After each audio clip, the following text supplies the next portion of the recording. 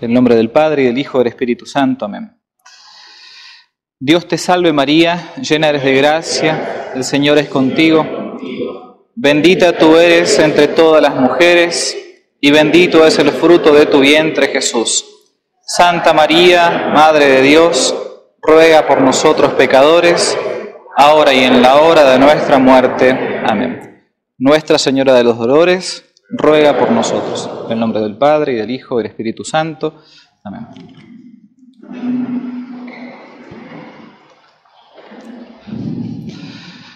Bueno, a todos, buenas noches. A todos muchas gracias, especialmente al Padre Delgado, por haberme invitado a compartir con ustedes esta charla, esta conversación más bien. El proceso jurídico de Cristo es un trabajito, honestamente, hecho en conjunto hace algunos años, publicado hace un año, 2 años en un sitio de internet, y la idea es presentarles un poco un resumen de lo que fue. Ya conocemos nosotros, quizás más de una vez hemos escuchado, leído la Pasión según los 4 evangelistas, muchas veces representada artísticamente, muchas veces incluso narrada por grandes escritores, músicos. La idea ahora es hacer algo un poco más novedoso y es explicar un poco el proceso de la Pasión. Un proceso que no va a culminar bien, va a culminar justamente con la crucifixión y muerte de nuestro Señor, pero un proceso que está plagado de irregularidades, que habitualmente un católico sencillo, un católico de a pie, no presta atención en esto, porque no es quizás el Evangelio el ámbito en el que se explica este tipo de irregularidad que tuvo que sufrir Jesucristo. Para esto me voy a basar principalmente en 3 grandes libros. Uno me dijeron que lo pueden encontrar en librería aquí en la parroquia. La verdad es que es algo un poco atípico, pero sí. Es el de los hermanos Lehmann. Los hermanos Lehmann fueron 2 rabinos, 2 judíos rabinos, que después de haber conocido a mediados del siglo XIX, 1800, al santo cura de Ars, se convierten en el catolicismo, se hacen sacerdotes y se dedican principalmente a evangelizar a los judíos para que se conviertan también al catolicismo. Los hermanos Lehmann tienen un libro muy pequeño, uno de sus libros llamado El proceso de Cristo. Otra fuente que voy a utilizar es de un autor alemán, protestante, Joseph Blinzler, que se llama El proceso de Jesús, desde el punto de vista más bien romano. Los hermanos Lehmann ven las irregularidades del proceso de Cristo desde el punto de vista judío. Y por último, un muy buen libro que resume un poco estas 2 posturas, del periodista italiano Vittorio Messori, uno llamado Hipótesis sobre Jesús y otro muy bueno, muy recomendable, muy legible, Padeció bajo Poncio Pilato. Pero antes de comenzar, como una especie de prólogo, de síntesis un poco apretada, hay que ver un poco la situación histórica y geográfica de la época. ¿Cómo era el país de nuestro Señor Jesucristo, la tierra de Jesús?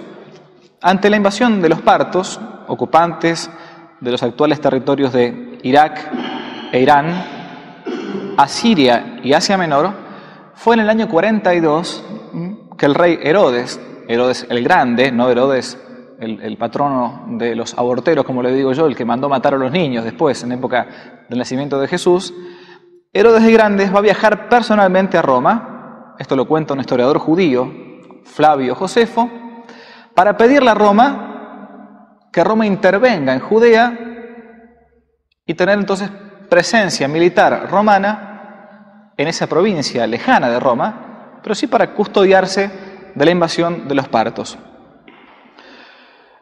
Entonces Judea va a participar del imperio, o va a comenzar a participar de lo que es la república y después sobre todo del imperio, por pedido judío. No fue directamente invadida por Roma, sino que fue anexada al imperio a pedido. Ya en el año recién 8º a.C., bajo el Senado, el territorio judío se va a incorporar completamente al imperio. Esto naturalmente implicaba ventajas y desventajas. Las ventajas eran la defensa de Roma, el orden romano, la vida militar romana, de algún modo salvaguardaban la seguridad del pueblo judío contra invasiones extranjeras. Pero también había desventajas. Como siempre, en toda tranza política, por decirlo de alguna manera, algo se va a perder. Lo que perdió por entonces el pueblo judío fue lo que se conoce en el derecho romano como el ius gladi, derecho de la espada. A partir de la anexión total en el año 8 a.C., ya en Judea no se podía aplicar la pena de muerte, salvo directa intervención del representante de Roma, que era el procurador romano. ¿Cuál es el proceso que se va a dar contra nuestro Señor Jesucristo? Vamos a ver ahora algunas de las 27 irregularidades, algunas nada más, que va a tener que sufrir este hombre desde el punto de vista meramente histórico, llamado el Galileo, el Rabí de Galilea, el Maestro, Jesús de Nazaret, como si uno analizara jurídicamente un caso histórico. Y para eso vamos a basarnos sobre todo en algo quizá que nunca hayan escuchado. Alguna vez hemos escuchado nosotros los católicos lo que es la Torá, otra lo que es el Talmud, pero pocas veces hemos escuchado esta palabra, la Mishnah.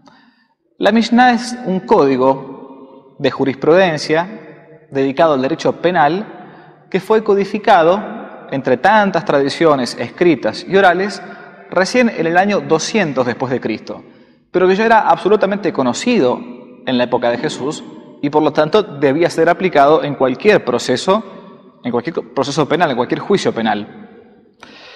¿Quiénes van a ser los intervinientes, los protagonistas? En primer lugar, encontramos al Sanedrín, el Sinedrio, o Gran Consejo.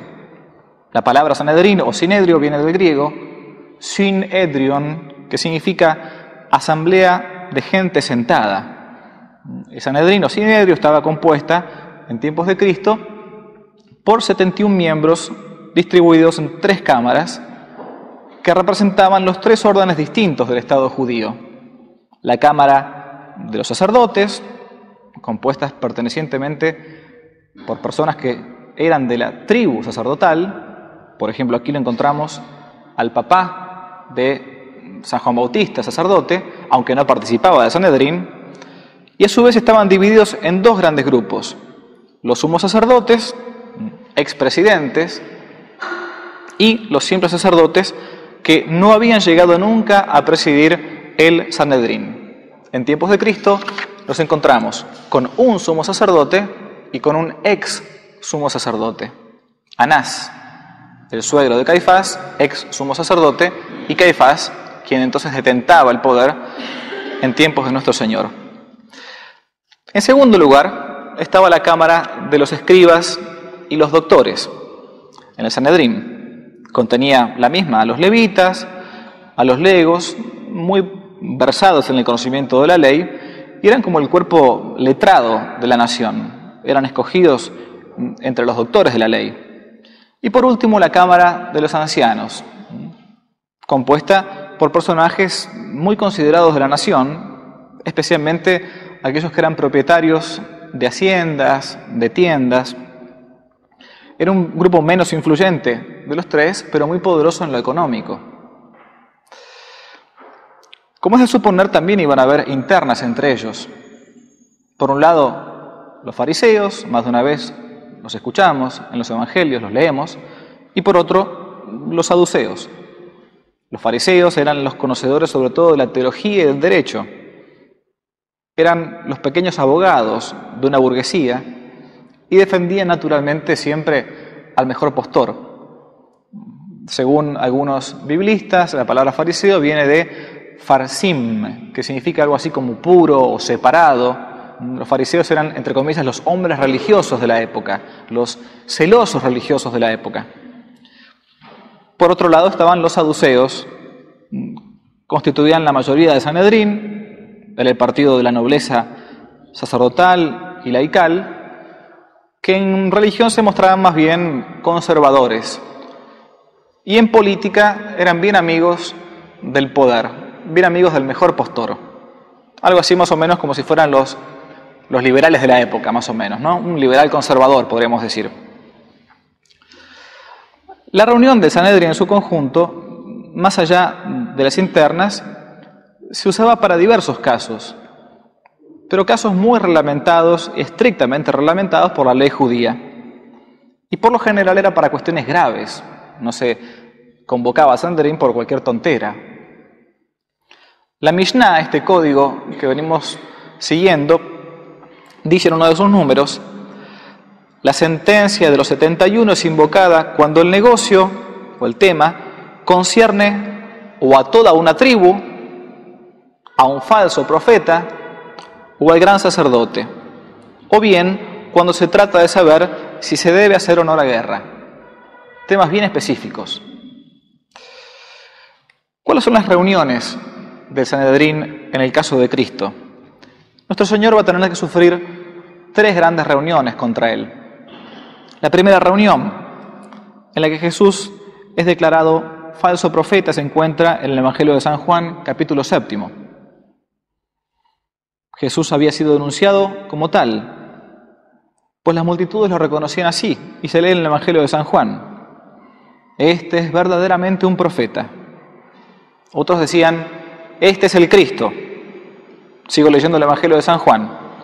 Los fariseos, habiendo oído la multitud hablar así acerca de él, enviaron ministros, los ministros son la policía de Sanedrín, para prenderle. Entonces Nicodemo dijo: ¿acaso nuestra ley condena a un hombre sin antes escucharlo y sabido qué ha hecho? Nicodemo es de aquellos judíos que veneraban a Jesucristo. Es la postura del católico que quizás se muestra cristiano en lo privado, pero en lo público tiene miedo. Un católico, digámosle, part-time, ¿no? Uno sabe que tiene que ser católico siempre, no solamente un momento del día o de la semana. Y la reunión entonces fue causada por la curación que Cristo hace de un ciego, un cieguito de nacimiento. También se lee en el Evangelio de San Juan, capítulo 9. Cito: los padres del ciego, dice el Evangelio de San Juan, temían a los judíos, porque los judíos habían decretado que si alguno confesaba que Jesús era el Cristo, fuera expulsado de la sinagoga. Acá entonces se aplica concretamente la Mishnah, el Código Penal judío. El Sanedrín podía expulsar, podía excomulgar de la sinagoga. No solamente la Iglesia tiene esa potestad ante casos muy graves. En la historia de la Iglesia, de la sinagoga, cito nada más que un caso que me viene ahora rápidamente a la memoria, no lo tenía preparado, está la famosa excomunión de ese filósofo judío, portugués, holandés, Baruch Spinoza. Spinoza fue excomulgado de la sinagoga por panteísta, estamos hablando del siglo XV, XVI. La segunda reunión va a ser quizás a mi juicio y también el del padre Castellani, es por el milagro que le va a costar la vida a Jesús, que es la resurrección de Lázaro. Bueno, muy bien, un taumaturgo quizás puede llegar a darle la vista a un hombre, hacer escuchar a un sordo, pero que resucite un muerto, y un muerto de 4 días, momentito, ya es demasiado. La sentencia final de muerte entonces se da con la resurrección del amigo Lázaro. Por último, la tercera reunión fue la que nos va a ocupar, la del miércoles de la última semana de nuestro Señor, miércoles de Semana Santa, de la Semana Mayor, a 2 días de la Pasión. Se lee en San Lucas, capítulo 22. Caifás llamó a consejo para saber cómo se apoderarían con cautela de Jesús y le harían morir. Y decían: es necesario que no sea durante la fiesta de Pascua, no sea que se levante algún tumulto en el pueblo. Es decir, el temor era al pueblo que seguía a Cristo. Este domingo que viene nosotros vamos a aclamar a nuestro Señor Jesucristo, Rey, que entra victoriado en Jerusalén, Domingo de Ramos. Y sin embargo, 4 días más 3 días más, apenas nada. Ni sus discípulos lo van a reconocer. No lo conozco. No sé de qué hablas, mujer. Fue el mismo Papa, primer Papa, San Pedro, que estaba diciendo esa frase. Duras palabras. Todo se va a precipitar porque ni la primera, ni la segunda, ni la tercera reunión de Sanedrín van a hacer falta para detener a Cristo. Estaba en los planes al menos permisivos de la providencia que uno de los 12, Judas el Iscariote, lo entregase. Vino Judas, llamado el Iscariote, dice San Lucas capítulo 22, fue a los príncipes de los sacerdotes para entregarles a Jesús. Y les dijo que aprovecharía la primera ocasión favorable para entregarlo, sin conmoción del pueblo. Esto lo trae San Lucas, capítulo 22, y San Mateo, capítulo 26. Era la noche de Jueves Santo. Nadie sabía que Cristo pasaría la noche en el huerto de Getsemaní. Pocos cercanos a él conocían que este era el lugar habitual donde nuestro Señor solía retirarse a rezar. Fue allí entonces donde Judas, que entregó a nuestro Señor con un beso, va a entregar al Dios de la vida. ¿Cómo se organizó el prendimiento? ¿Quién detuvo a Cristo? En la época que se realizó la detención de nuestro Señor, la guardia policial judía estaba dividida en 2 grandes grupos, que a veces en los evangelios no queda demasiado claro. Tenían por finalidad, evidentemente, la tranquilidad y seguridad estatal. Y estaba dividida en 2 grandes, digamos, más que grupos, facciones. Por un lado, los soldados romanos, o policía extranjera en Judea, no policía local, como si le pudiésemos llamar de alguna manera a la policía federal. Hoy por hoy no se entiende mucho esa frase, pero antiguamente cuando nació la policía federal sí se comprendía. Como si estuviesen estadounidenses aquí, marines estadounidenses defendiendo a Argentina, entre comillas. Flavio Josefo, este historiador judío, pro-romano, narra que los dominadores romanos mantenían siempre una legión de su ejército en Jerusalén, que se asentaba en la ciudad de la Antonia. Era esta la encargada de velar por la seguridad, impidiendo que en las grandes solemnidades religiosas hubiese desmanes, tumultos. ¿Cuántos eran los soldados romanos extranjeros en Judea? Se calcula que entre 600 y 700 soldados romanos eran los que estaban custodiando, sobre todo la capital de Judea, que era Jerusalén y sigue siéndolo. Una cohorte implicaba eso, entre 600 y 700 soldados. ¿Cuánta gente iba a Jerusalén en tiempos de la Pesaj, de la Pascua? Algunos autores, como Ricciotti, plantean que eran tantos los que venían que llegaban a pasar 1 millón de personas en la Pascua, durante la Pascua, en Tierra Santa. La segunda facción de soldados eran los soldados judíos o la policía local. La función de ellos era ejecutar las órdenes de detención emitidas por el Sanedrín, pero tenían bien claro que no podían llegar a la muerte de ninguna persona. En base a los testigos oculares, la detención de Cristo fue efectuada por los esbirros que venían de parte de los sacerdotes, la policía local. Sin embargo, San Juan, en el capítulo 18, también nos menciona una participación mixta, judía y romana, en la detención de Cristo. Y es muy probable que ambas facciones de la policía hayan ido a detener a Cristo. Yo no sé si tenemos en acto de los evangelios. Habitualmente los católicos tenemos una mala formación bíblica. Lo digo, el primero de todos soy yo. No estoy criticando, sino me estoy criticando, comparado con los protestantes, por ejemplo. Pero no sé si ustedes recuerdan que más de una vez en los evangelios se dice que Cristo se escapó, Cristo se escapó, Cristo se escapó. Iban a buscarlo cito un pasaje, que no es que tenga una gran memoria, pero Lucas 4:28.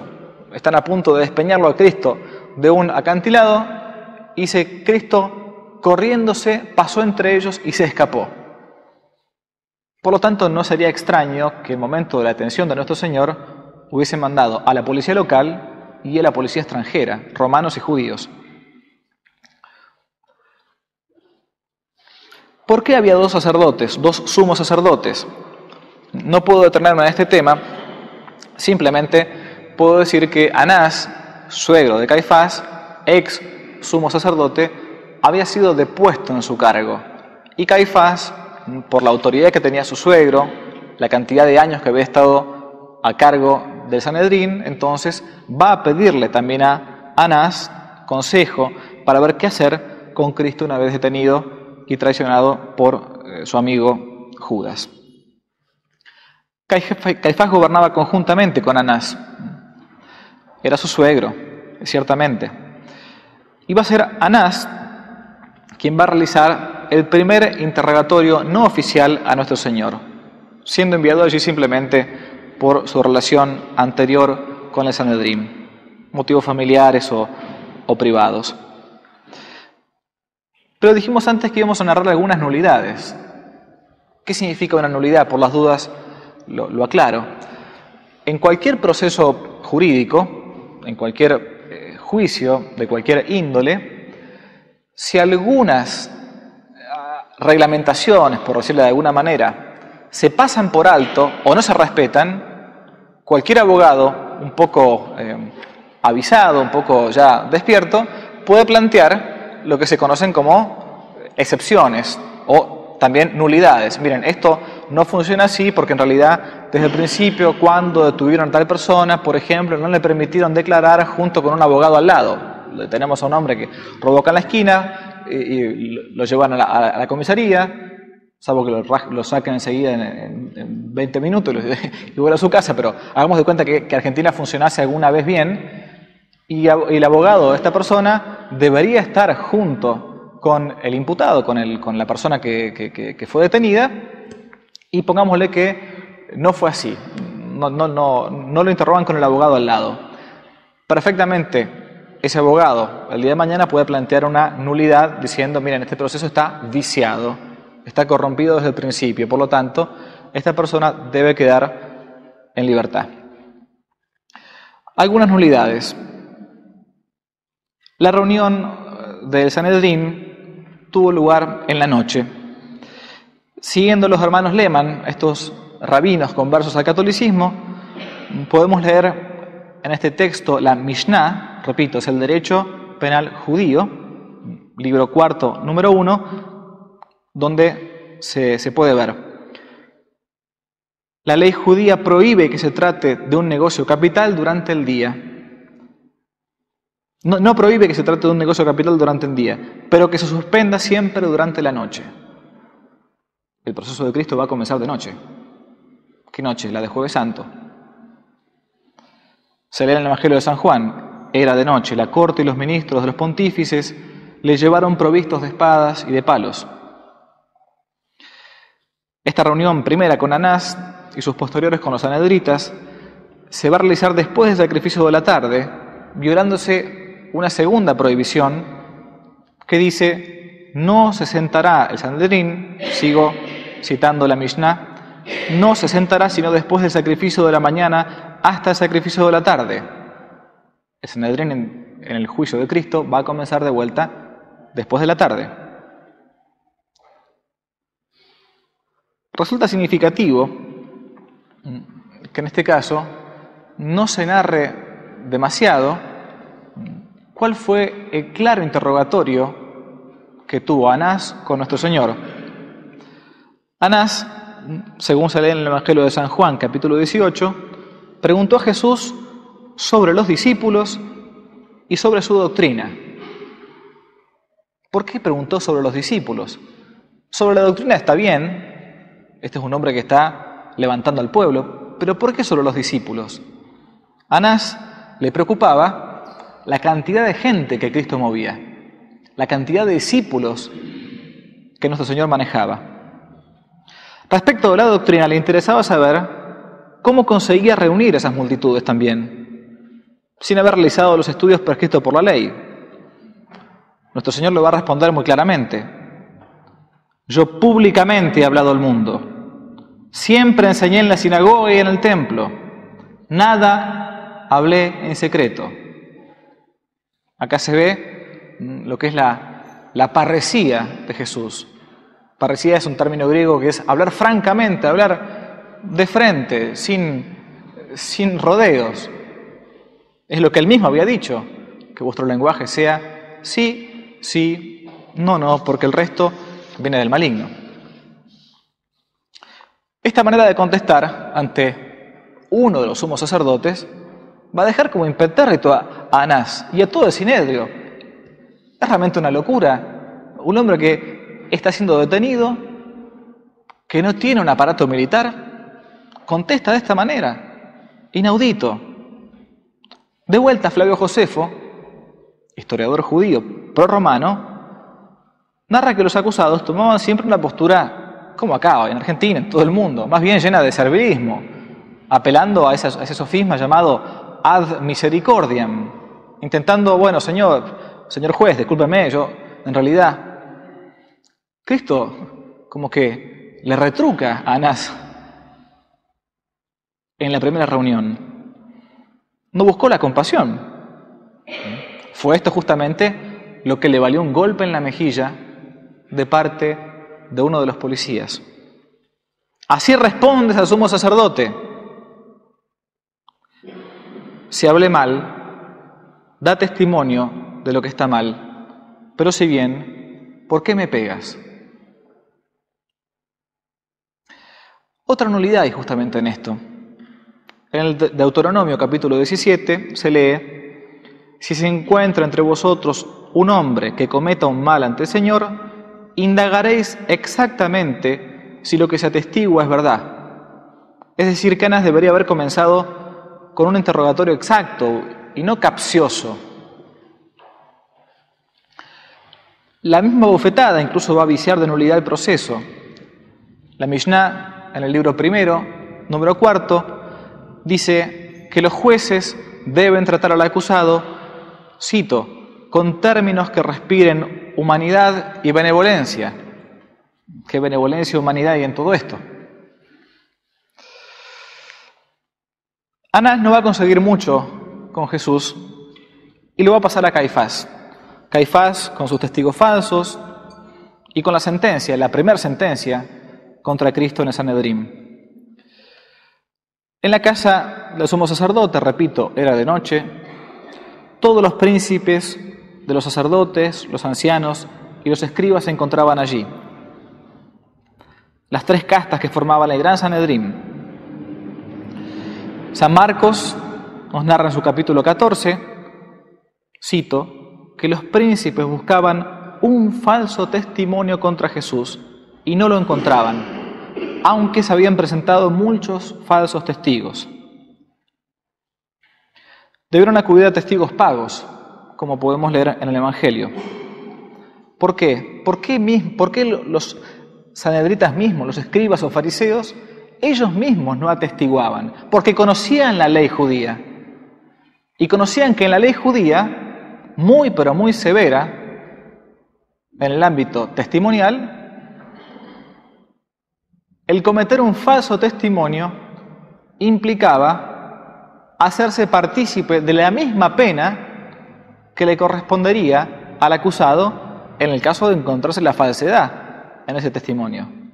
Si yo acuso a este señor de una cosa falsa, entonces debo yo, el día de mañana, si soy declarado culpable, cumplir con la pena que le correspondía a él por haber jurado en falso. El testimonio se hacía jurando.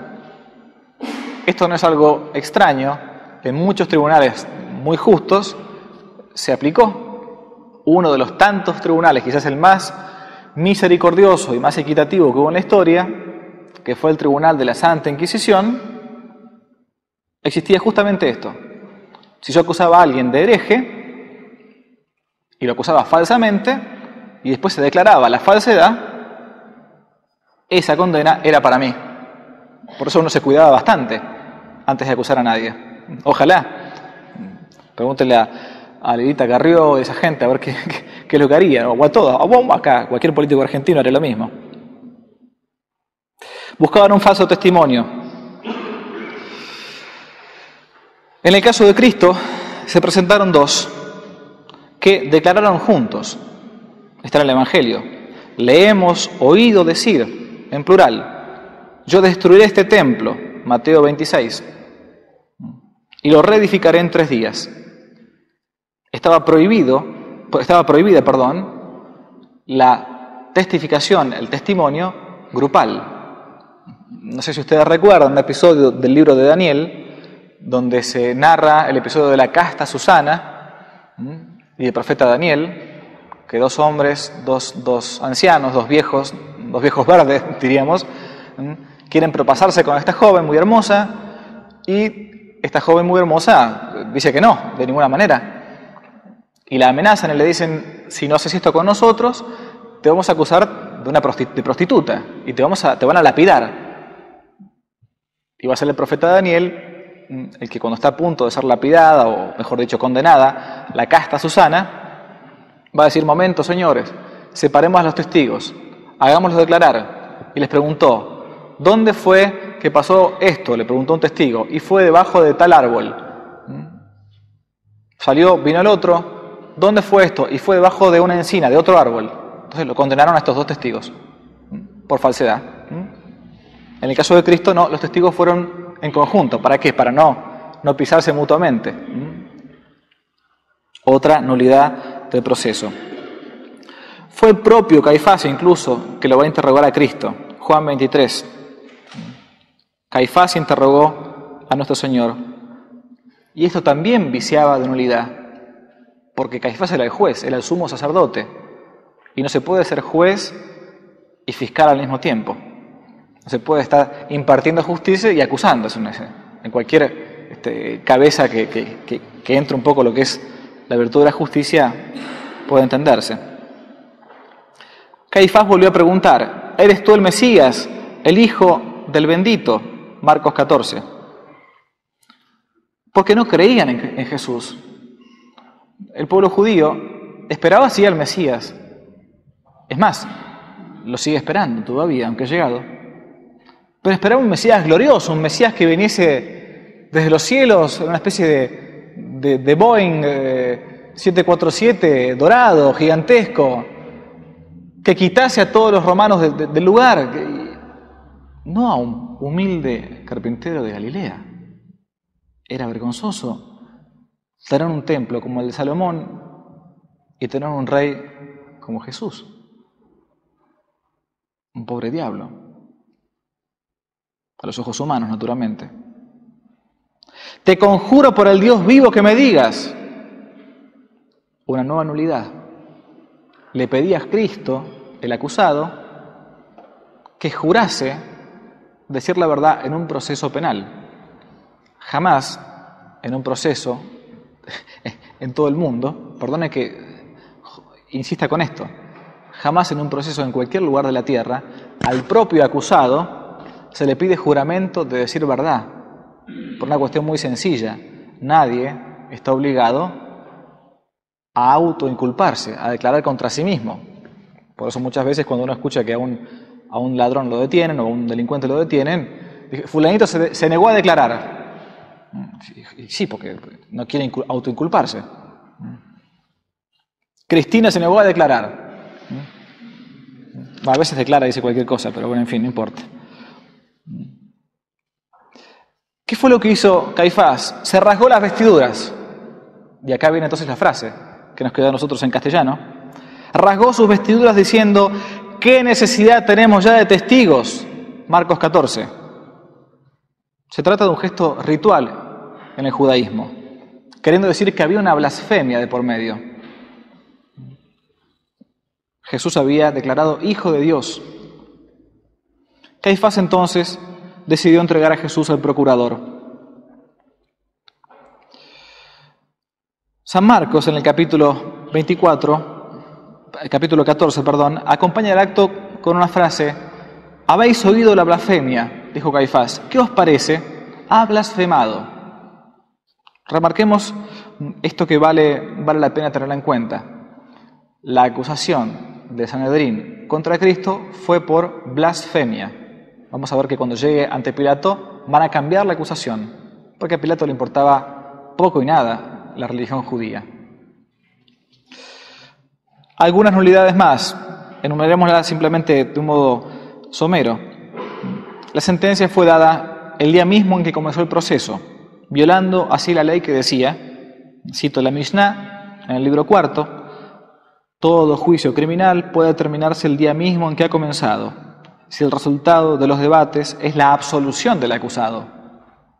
Pero, si debe pronunciar una pena capital, pena de muerte, deberá concluir al día siguiente, con buen tino, porque la almohada muchas veces nos hace reflexionar de las cosas que durante el día vimos a veces con un poco de pasión. Segunda, no hubo deliberación. Los jueces, con la sola aseveración de Caifás, dieron precipitadamente una sentencia de muerte, contra lo que dice la Mishnah en el libro 5. Dice, se deberá diferir el juicio reuniendo a los jueces y volver a hacer entre ellos el examen de la causa. Nada de esto pasó con Jesús. Otra más. Los dos escribas no recogieron los votos y los jueces votaron uno a uno. Fue una especie de aclamación popular de Sanedrín. Cristo fue condenado por un voto en masa, cosa que es contraria a la ley. Mishnah capítulo 5, número 5. Cada uno a su turno deberá absolver o condenar. Se dio inmediatamente la sentencia, en fin. Y Caifás va a enviar a Jesús ante Pilato. ¿Por qué ante Pilato? Y acá tenemos que recordar lo que dijimos al principio.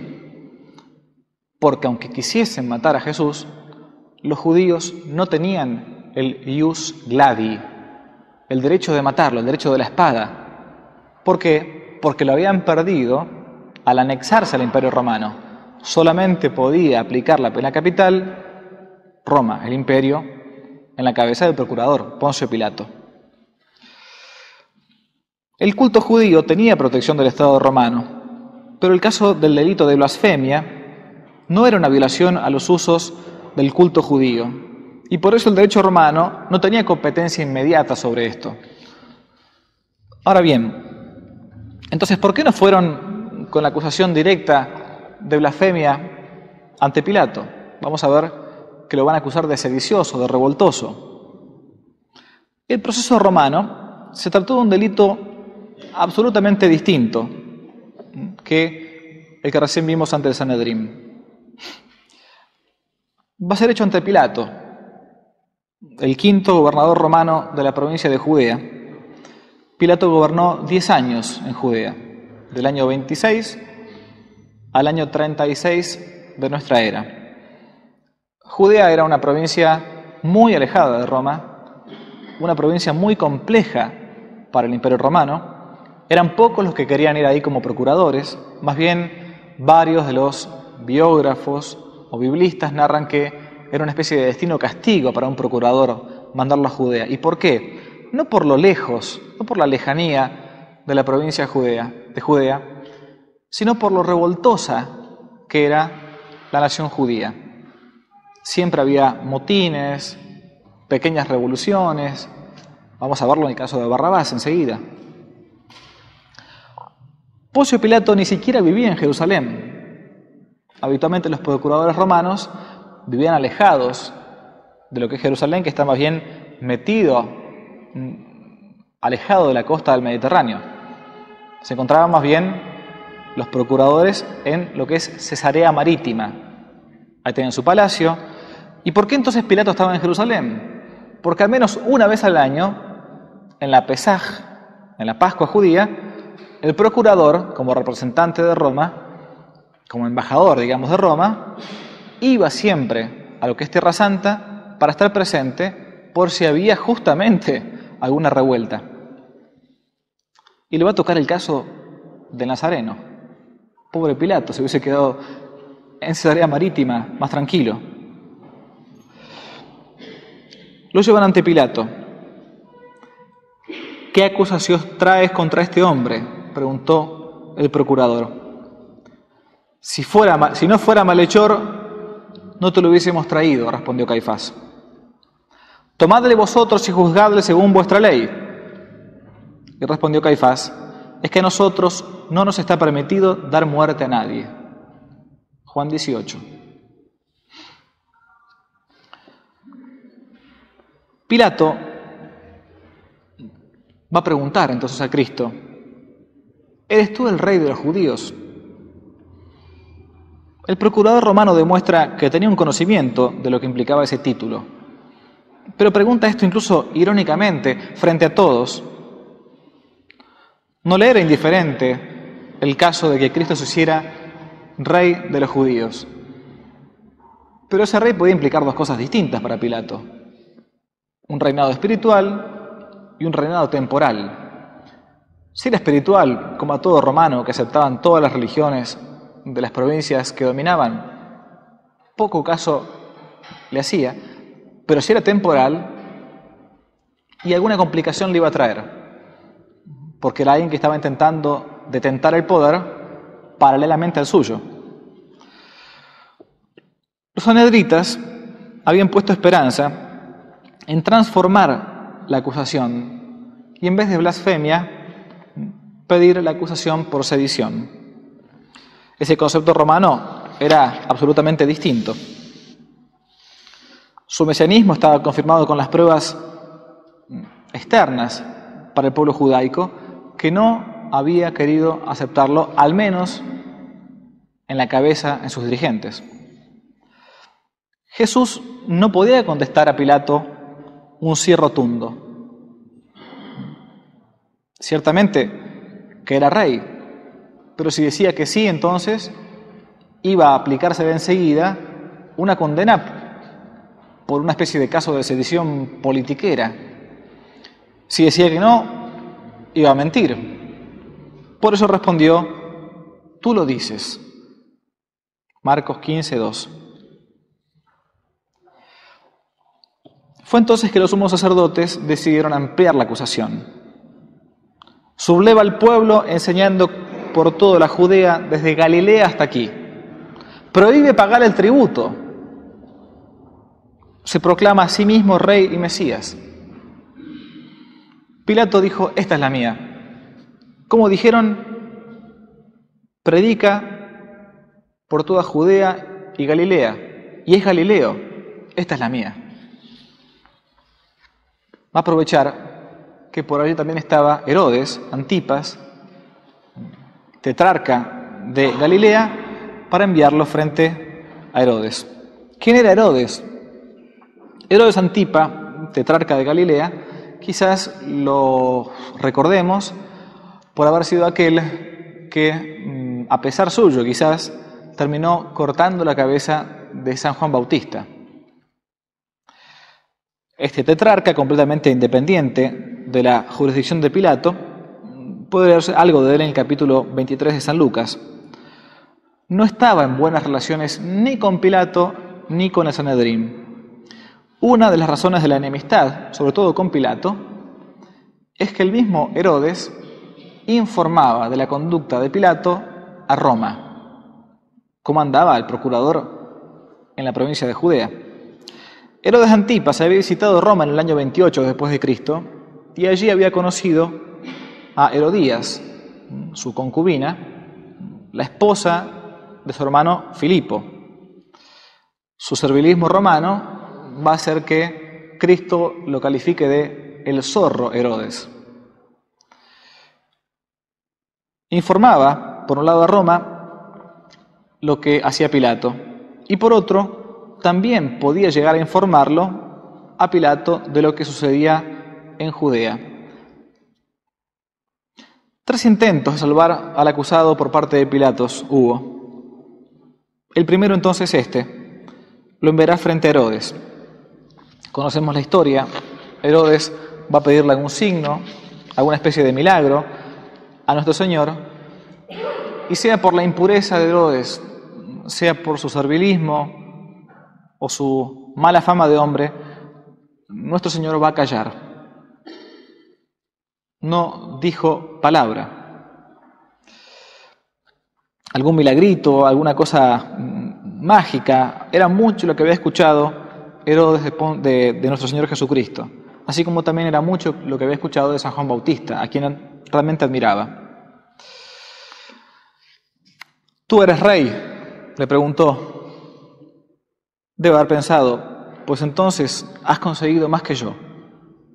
Y se burlaba, haciéndole poner un vestido brillante, dice el Evangelio, mostrando que ese hombre era más digno de risa que de peligro, y lo devolvió casi como un loco. San Lucas no precisa el color de la vestimenta que Herodes hizo colocar a nuestro Señor, pero una antigua tradición que se remonta a los primeros siglos supone que era una vestimenta de color blanco. La Vulgata, la traducción de la Biblia del hebreo y del griego al latín que hizo San Jerónimo en el siglo V después de Cristo, dice que fue una vestimenta alba, de color blanco. Si realmente fue así, habría que entenderla casi como un signo de complicidad, incluso latina, entre comillas, que Herodes Antipas, educado en Roma, envió al gobernador. Ambos sabían, Herodes y Pilato, que un, entre comillas, candidatus, de vestimenta cándida, era el aspirante a un cargo público que llevaba una toga, un manto de color cándido, es decir, blanco. Era como si Herodes quisiera decirle, aquí está con sus vestiduras correspondientes el candidato al rey de los judíos, este pobre hombre. Nuestro Señor va a volver de vuelta con Pilato. Pero no sería el único que fuese acusado y condenado el Viernes Santo. En realidad fueron 4 en ese fatídico primer Viernes Santo de la historia. Uno de ellos, el más conocido, era Barrabás. Según el Evangelio de San Juan, capítulo 18, lo describe así: Barrabás era un bandido. Este término, en griego, en el original griego, se menciona como lestés. Término griego que quizás en su primera acepción designa, sí, un ladrón, un bandido, pero en Judea, en esa época, más bien intentaba designar algo como si hoy dijésemos un guerrillero o un terrorista que luchaban contra la ocupación romana y por la liberación política de Israel, que no estaban de acuerdo con el Sanedrín ni con los saduceos, sobre todo, de aliarse con el imperio para ser parte de Roma. Como si dijésemos hoy un agitador social, un piquetero, no sé, algo para que uno comprenda. Ese carácter político de Barrabás queda también confirmado por su nombre, Bar Abbas, que significa en arameo hijo del padre. Se trata incluso de un apelativo o de un seudónimo cuasi mesiánico, de alguien que está intentando salvar a la patria. En cuanto a su carácter sedicioso, no hay ningún tipo de duda si uno lee al menos los evangelios. Y va a llegar la fiesta de la Pascua que tiene muchas particularidades. Una de ellas va a ser la liberación de un preso. Esta costumbre que existía en Judea era aplicable solamente a los presos políticos. Por eso uno entiende entonces que van a colocar a Cristo por un lado y a Barrabás por otro. Barrabás no era un ladrón de gallinas, era un preso político, como también en ese caso lo consideró a nuestro Señor Jesucristo Poncio Pilato. Esta costumbre se había originado durante los años turbulentos de la guerra civil bajo el tiempo de los amorreos. El príncipe judío, para calmar al pueblo, que desde Palestina y desde la diáspora afluía a la ciudad santa en Pascua, daba la libertad a un preso político. Desde el momento en que llegaron los romanos, entonces, esta facultad, esta tradición, no fue abolida por el imperio, por el procurador romano. Le correspondía entonces, de todo derecho, a Poncio Pilato dar o no ese perdón político. Y en el derecho romano, como también en el derecho argentino, había dos clases de perdón. Por un lado, la amnistía, y por otro lado, la amnistía en general llamada indulgencia, y por otro lado, la abolición. ¿Qué era la abolición? Implicaba la libertad de un prisionero todavía no condenado, como si dijésemos acá, en prisión preventiva, pero no condenado definitivamente. Este tipo de abolición la podía dar el procurador, mientras que la indulgencia de alguien ya condenado solamente la podía conceder el emperador o el Senado. Por lo tanto, resumiendo, era Poncio Pilato el que tenía la potestad política y judicial de indulgenciar o a Barrabás o a algún otro preso. Pilato por segunda vez ve que es un modo de salvar a Jesús. Lo había mandado ante Herodes no había sacado nada de todo esto y lo había devuelto casi como un inocente. Es un pobre hombre. Veamos entonces los judíos, al menos con esto de Barrabás o Cristo, pueden llegar a ceder. Recordemos también que las leyes romanas concedían a los asistentes a determinados procesos un derecho de súplica. ¿Qué es este derecho de súplica? Por aclamación popular, por vox populi, la gente podía pedir, podía suplicar la libertad de alguien, que podía recibirla o no por esas aclamaciones, llamadas así en latín. Con ese tradicional pragmatismo romano, se ordenaba que en caso de condena de un acusado, el juez debía conceder, si esto era previsible, de que no se produjese entonces, por el contrario, un motín popular. Esto encaja perfectamente en la situación descrita por el Evangelio de San Marcos, capítulo 15, donde dice: Pilato, queriendo satisfacer al pueblo, les soltó a Barrabás. ¿Queréis que os suelte al rey de los judíos? Y la masa judía, que siempre estaba contra Roma, y se tenía que elegir entre la solución prestada por el procurador y la ofrecida por Sanhedritas, no dudó en elegir a Barrabás. ¿Y qué queréis que haga pues con este que llamáis el rey de los judíos? ¡Crucifícale!, gritaron. Otra vez el Galileo, Pilato y la acusación. Pilato sabía que de ser acusado por los judíos, como ya lo estaban amenazando, de no ser fiel al César, por no condenar a Cristo, le podría bien haber valido la deportación a una lejana isla, la muerte por las fieras en el circo, todo tipo de tortura que no fuese la crucifixión. La crucifixión estaba vedada para un ciudadano romano, sea cual fuere el delito que hubiese cometido. Por eso San Pedro va a ser crucificado, boca abajo, él pidió eso, pero San Pablo va a ser decapitado, porque tenía la ciudadanía romana. El pequeño pueblito de Tarso la había conseguido por un episodio histórico favorable a Roma. Crucifícale. ¿Pero qué mal ha hecho?, preguntó Pilato.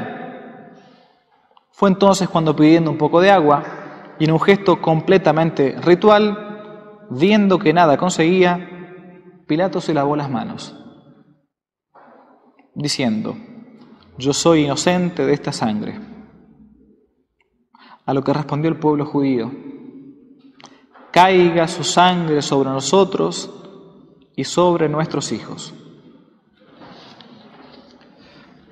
San Mateo aclara: y todo el pueblo judío pidió la crucifixión. Es importante esta aclaración porque entre los 4 evangelistas sabemos que San Mateo, San Marcos, San Lucas y San Juan, San Mateo especialmente escribe para los judíos y escribe claramente: todo el pueblo judío pidió que fuese crucificado. Pilato lavó sus manos. Era una costumbre típicamente judaica, no romana. Se acomodó en esto a este uso judío. Quizás, dice alguno de los autores que estamos siguiendo, porque era tal la multitud frente al pretorio que no llegaban a escuchar completamente las palabras que él decía. Y en ese gesto ritual pidiendo una jarra, podía él hacerse entender, apenas por gestos, ante la multitud.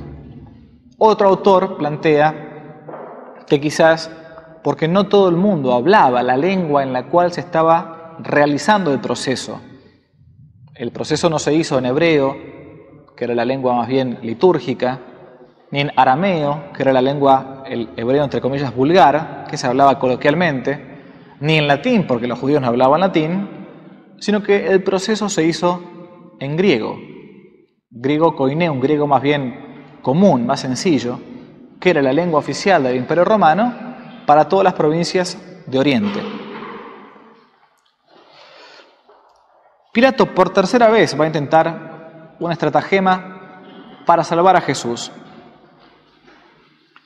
Quizás dijo o pensó, si lo corrijo y luego lo suelto, estos judíos se apiaden del Galileo. Por eso, como dice San Lucas en el capítulo 23, Pilato dijo, le corregiré y lo soltaré, mostrando cómo entendía el procurador esta pena. Y eligió la corrección, entre comillas, la corrección. Nuestro Señor no puede ser corregido de nada. De la flagelación. Según el derecho romano, todo aquel que era entregado a la pena de la flagelación quedaba enteramente a merced de sus verdugos y perdía por completo el estatus de ciudadano, si era romano, y el estatus de persona. Ya no era persona, sino una cosa, lo que se estaba azotando. Giuseppe Ricciotti, un gran biblista, gran biógrafo, tiene una hermosa vida de Jesucristo, narra que el que iba a ser flagelado era considerado como un hombre que había perdido su condición humana, casi una caricatura vacía de contenido y no protegida por la ley, un cuerpo sobre el que se podía herir a discreción. No me detengo en la flagelación, tampoco me detengo en la coronación de espinas. Simplemente decimos que fue hecha con un tipo de arbustos que por entonces existían, llamado Sísifus, pequeños arbustos de espinas bastante largas, una menos de ellas yo he podido ver, y alguno de ustedes quizás, si alguna vez tuvo la gracia de ir a Roma, en la iglesia llamada Santa Croce in Gerusalemme, la Santa Cruz en Jerusalén, donde se encuentra un clavo de la pasión de Cristo, de uno de sus clavos, una de sus espinas, parte del cartel del INRI, espina bastante larga, más o menos de unas 7 pulgadas por lo menos. Hoy por hoy son llamadas, justamente por el tétrico destino que le tocó soportar a esa pobre espina, spina Christi, le conoce así al arbusto. Después de la flagelación, Mateo dice que a Jesús le echaron por encima un manto escarlata. Este hecho se confirma por una obligación impuesta a los oficiales que actuaban fuera de Roma. Ellos debían llevar un saco, precisamente un manto de color escarlata. Formaba parte del vestuario militar. No sería tan difícil disponer de alguno usado o incluso reducido a jirones para colocarle a nuestro Señor.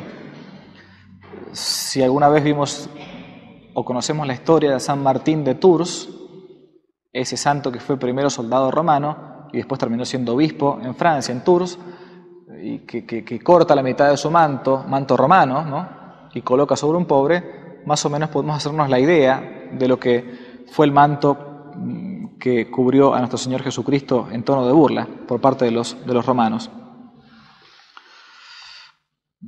Seguramente le habrán colocado un manto, una caña, amén de la corona de espinas. Ese era el rey. Salve, rey de los judíos.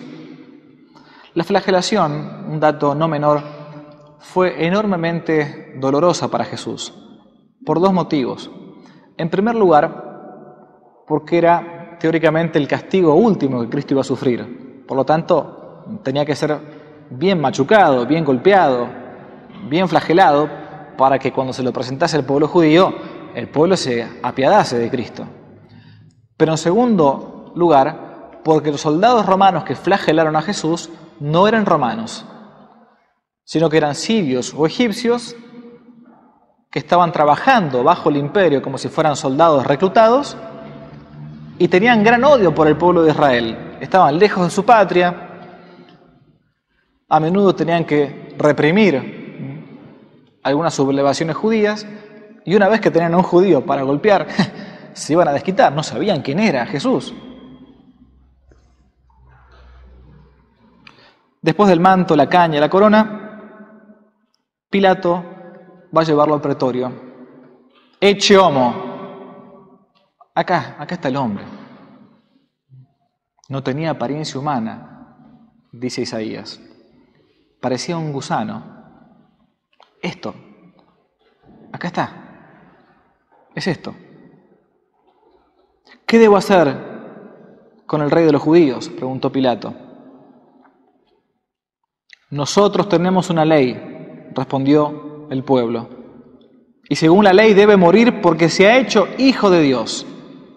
Acá sí sale la verdadera acusación de los judíos.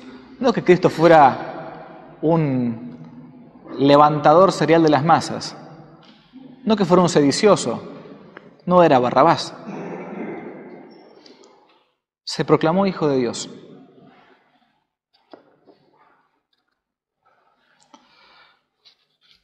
Pilato preguntó por última vez a Cristo, ¿de dónde eres tú? No se refería si era de Galilea o de Judea, es decir, ¿de dónde vienes tú?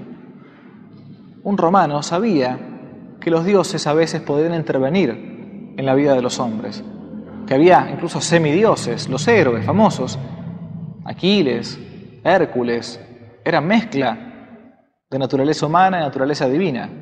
Esa pregunta de Pilato, ¿de dónde eres tú?, es ¿de dónde vienes tú? ¿Eres del cielo? ¿Eres de la tierra? Un hombre que no le responde, que no pide clemencia. ¿Quién es este hombre?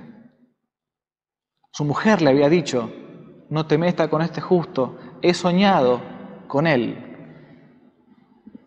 A mí no me respondes, dijo Pilato, ¿no sabes que tengo poder para soltarte y crucificarte? Y Jesús respondió esta frase durísima. No tendrías ese poder si no te hubiese sido dado desde lo alto. Por eso, los que me han entregado a ti tienen mayor pecado. Y vendrá la sentencia. Si sueltas a este, no eres amigo del César, le decían desde el Sanedrín. Lo querían acusar de un delito a Pilato, del delito de lesa majestad, de ir contra el César, por permitir que otro, que se decía rey, estuviese en Judea. Pilato entonces, el temeroso Pilato, se sentó en la silla de juez, llamado el Litóstratos, y dijo entonces, ahí tenéis a vuestro rey. Solo entonces Pilato anunció la pena adecuada al delito que antes no había querido admitir. Ibis in crucem, irás a la cruz. Frase técnica en el derecho romano, donde ya no existía más apelación. Sabemos que en el derecho romano, el derecho en general es un proceso demasiado ágil, rápido, no escrito en su mayoría, más bien oral. La agilidad del derecho romano es una de las características que le ha dado una gran renombre internacional, mundial, histórico. Bastaba la frase del juez, ibis in crucem, suficiente. Y mandó entonces a escribir la sentencia. ¿Dónde está la sentencia de Cristo? En todas las cruces. La vemos siempre, desde chiquitos. Iesus Nazoraios Rex Iudeorum. Jesús Nazareno, Rey de los judíos. Esa es la sentencia. Este fue crucificado porque era el Rey de los judíos. Por eso van a decir los sanhedritas, no pongas Rey de los judíos, sino pon, Él dijo que es el Rey de los judíos. A lo que va a responder Pilato, Jogégrafa, gégrafa. Lo escrito, escrito está. No se puede cambiar una sentencia. No era nada más que un capricho de Poncio Pilato. ¿Cómo va a ser la crucifixión? Nuestro Señor va a ser obligado a llevar la cruz, no la cruz completa, sino la parte, digamos, horizontal y no vertical. Tuvo que llevar la cruz como todos los condenados a muerte. Poseía para esto un palo largo llamado el patibulum, no me detengo en su etimología, pero realmente es muy rica, ayudado por un hombre que pasaba por allí. Eran 4 los soldados que debían acompañarlo. Una condena ordinaria. Esta cruz no es como la cruz de San Andrés, es decir, en cruz de X, sino en cruz de T, por decirlo de alguna manera. El palo vertical de Cristo era más alto que el horizontal, bastante alto, al punto que debieron alcanzarle con una esponja para que bebiese un poco de vinagre. Patibulum se llamaba así porque se colocaba como tranca la parte horizontal en la puerta de las entradas. Se quitaba esa barra, en muchas casas antiguas, yo alguna vez también las he visto. La puerta entonces patebat, se abría. Era el propio condenado el que llevaba ese patíbulo hasta el lugar de ejecución, como lo exigía el procedimiento legal. Era tal la debilidad de nuestro Señor que no logró llevar la cruz después de haber sido desangrado en la flagelación. Era Simón de Cirene quien debió ayudarlo. Se dará entonces el expolio, es decir, el sorteo y el reparto de las vestiduras. En el Evangelio de San Juan, capítulo 19, se narra que fue echada a suerte la vestidura. Esto estaba bien claro en el derecho romano. Los soldados que llevaban al patíbulo al condenado tenían el derecho, como en la guerra también, para quedarse con el botín de guerra. El botín de nuestro Señor era muy sencillo. Quizás un par de sandalias que jugaron a suertes. Y después esta túnica que dijimos antes, no la túnica de color púrpura, ni aquella que le entregara Herodes, sino un manto inconsútil, es decir, de una sola costura, que todavía se puede conservar y se puede venerar en Argenteuil, una pequeña ciudad en Francia, no muy lejos de París, la túnica inconsútil. El INRI, escrito en hebreo, en latín y en griego, es decir, las 3 lenguas que se utilizaban por entonces. Eso implica el carácter trilingüe del titulus.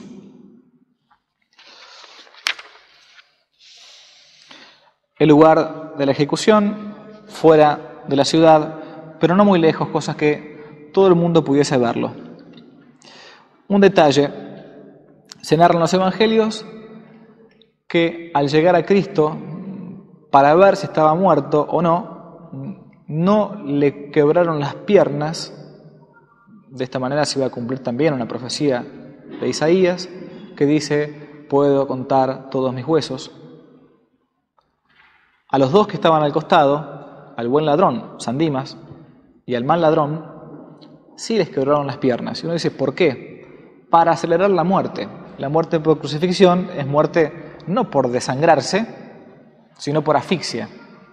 La crucifixión implica que uno tenga los brazos extendidos, por eso se colocaba muchas veces una pequeña madera a los pies para que el crucificado pudiese levantarse, respirar y después exhalar. Para querer acelerar el proceso, era que se venía con un garrote, se quebraban las rodillas y ya el crucificado quien fuese, no podía ya entonces respirar. Al llegar a Cristo, al ver que estaba muerto, uno de los soldados, uno de los 4 que iban al proceso, no le quebró las piernas, sino que, dice San Juan en el capítulo 19, sin longe autú, con su lanza, dice el original griego, le atravesó el costado. Y enseguida salió sangre y agua. No me detengo, pero si algún médico en la sala hay, el agua que salió del costado no es en absoluto milagrosa, aunque la iglesia de allí haya tomado tipológicamente el nacimiento de la iglesia, de los sacramentos, en fin. Sale agua porque se perfora el costado de Cristo, donde se encuentra la glándula pleural que emite un líquido muy parecido al agua. Vayamos concluyendo. Se pueden establecer a lo largo del análisis exclusivamente histórico y no teológico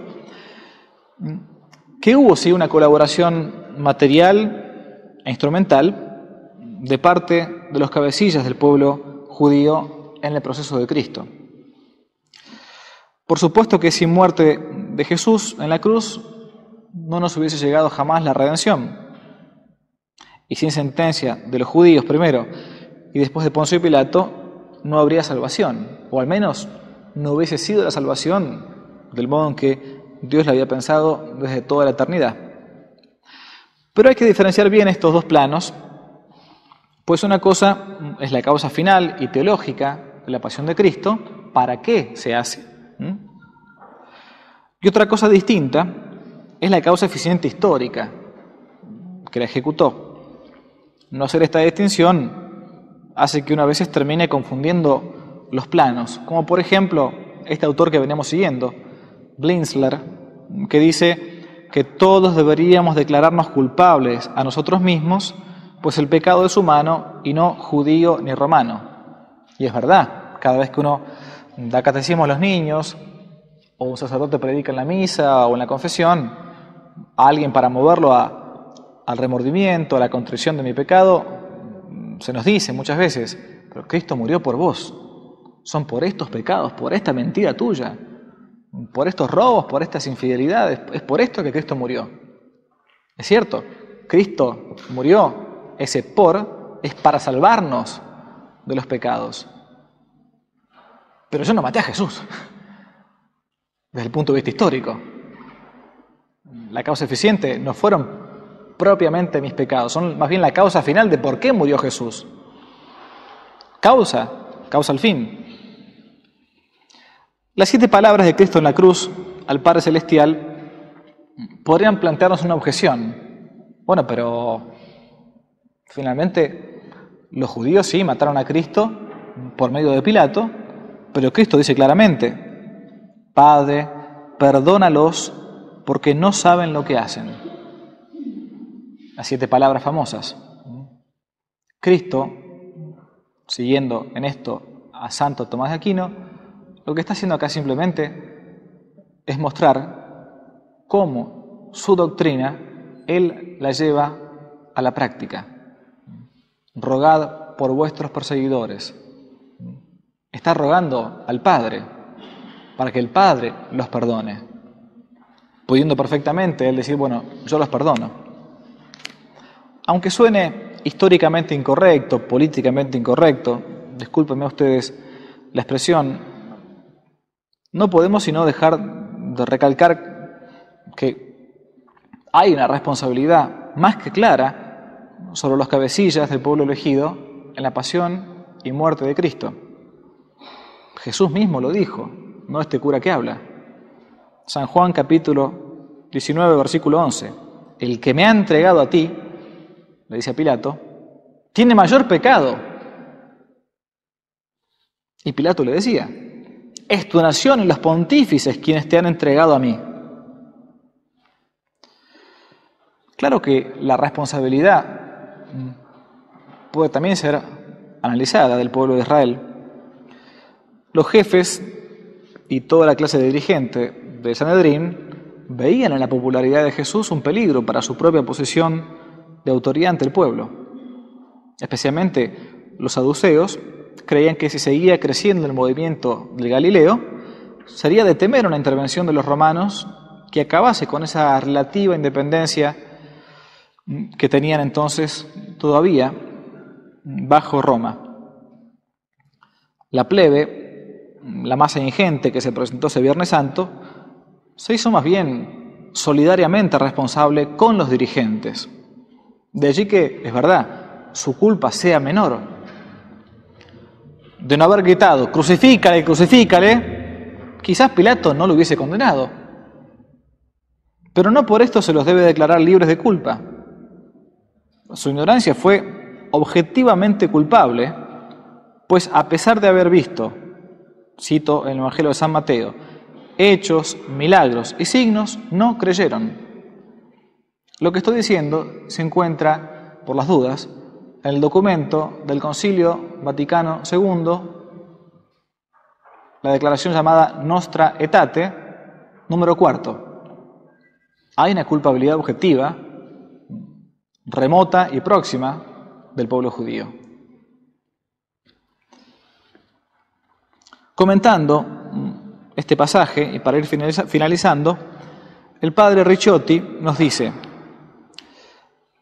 la condena a Cristo fue expresada de común acuerdo por los guías espirituales del judaísmo y por una representación del pueblo de Jerusalén. Es pues una voz popular y representativa, una voz absolutamente oficial, resultado del deseo tanto de los jefes como de los miembros, tanto del Sanedrín como del pueblo. Los judíos,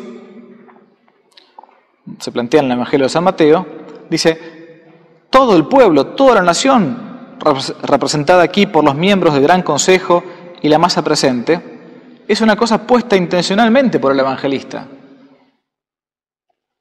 Todo el pueblo declaró solemnemente asumir ellos mismos y sus sucesores, caiga su sangre sobre nosotros y sobre nuestro pueblo, la responsabilidad. De algún modo el pueblo judío se maldijo a sí mismo con la muerte de Jesús. Quizá por esto se cumplirá la profecía en el año 70 de nuestra era cristiana, en que no va a quedar piedra sobre piedra. Época del general Tito, el hijo de Vespasiano, que va a cerrar el cerco y va a terminar con la casta sacerdotal, con el candelabro, con el arca de la alianza. Va a destruir el templo, el hermoso templo, incluso contra la voluntad de Tito. Es verdad que también junto con los judíos es responsable Pilato, al mandar azotar al acusado, a pesar de estar convencido de su inocencia, y sentenciarlo a muerte. Yo no encuentro en él ningún motivo digno de muerte. Se podrá alegar, algún buen abogado podrá alegar de Pilato, un atenuante, como puede ser el temor, habiendo actuado bajo presión de los fanáticos de su época, con la intención incluso de salvarle. Concluyo. Más de una vez uno escucha que los judíos, los romanos y toda la historia en general de la pasión de Cristo y todo el Evangelio en general son cuentos más bien fabulescos. Incluso a veces, esto hay que decirlo con tristeza, entre biblistas uno escucha decir que los evangelios fueron escritos allá por una comunidad primitiva en el siglo III, algo que no tiene que ver mucho con la historia. Una vez esto mismo yo he escuchado, no quiero escandalizar a nadie, ¿no? Pero en una diócesis italiana, como si fuera ahora, una semana antes de Pascua, de Semana Santa, un gran biblista, entre comillas digo gran biblista, fue a hablar ante un grupo de sacerdotes y les dijo lo siguiente: bueno, ustedes saben, perdónenme, sacerdotes, que en realidad Cristo no resucitó. Esto fue un invento, una imaginación de los primeros cristianos, que era tal el deseo de ver a Cristo vivo después de la muerte, que imaginaron que Cristo estaba vivo. Había un grupo de 60 o 70 curas. Terminó la charla, todos aplaudieron. ¿Alguna pregunta? Y un pobre curita del fondo, apenas ordenado de un año, Sí, perdón, padre, doctor, disculpe. Una pregunta, no sé, usted es un gran biblista, pero ahora viene Semana Santa. Y ahora viene Jueves Santo, el viernes, la Pasión, el Domingo de Resurrección. Que me encantó la charla, pero ¿qué le decimos a la gente el domingo? El domingo de Pascua, el domingo de Resurrección. El biblista, este cura, doctor, gran doctor, al cuadrado, al cubo, lo que ustedes quieran, le dijo, no, querido, no entendés nada. A la gente sencilla hay que dejarla en sus mitos, en sus pensamientos. Nosotros que conocemos cómo es la cosa, somos científicos, podemos saber que Cristo realmente no resucitó. Más que en el corazón de los hombres. Bueno, así como estos hay 1000 ejemplos, lamentablemente. Quizás aquí en esta parroquia ustedes sean agraciados por tener sacerdotes que tengan buena doctrina católica, simplemente, que expliquen el catecismo, expliquen la religión de nuestros padres, nada más. Pero entonces, lo que acabo de explicar es absolutamente para corroborar la historicidad de los evangelios y, entre otras cosas, la historicidad del proceso jurídico de Cristo, viciado de muchísimas nulidades, es decir, un juicio que fue nulo de principio a fin, pero que finalmente terminó dándonos aquel autor de la vida. Vosotros matasteis al autor de la vida, va a decirle San Pedro en cara, capítulo 3 de los Hechos de los Apóstoles. Habéis matado al autor de la vida. Es para que uno conozca entonces las fuentes extra evangélicas, o sea, fuera de los evangelios, que también ellas corroboran lo que la Iglesia nos viene transmitiendo hace 2000 años. Digan lo que digan algunos que se dicen maestros de la fe. Muchas gracias.